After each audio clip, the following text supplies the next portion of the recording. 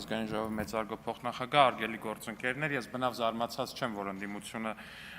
ընտրակաշարք բաժանելու, ստանալու եւ միջնորդելու համար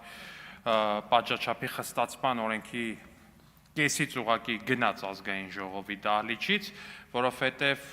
այսպիսի մի կպչուն կարծիք ունեմ, որ գնացել են ընտրակաշարքի համար այս պահին կալանավայրերում գտնվող իրենց թիմակիցներին պերեդաչի տանելու։ Ես ընդդիմությանը այս թեմայով ասելու շատ բան չունեմ, միայն ընդդիմությանը հորդորում եմ, որպեսզի, այսինքն այս ընդդիմությանը էլի,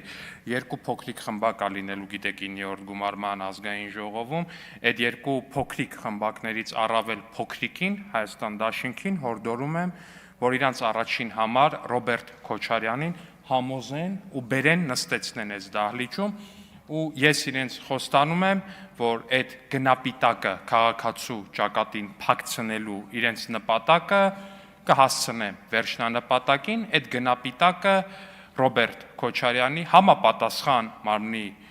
դեմքի մասին փակցնելով։ Այսքանը, շնորհակալություն։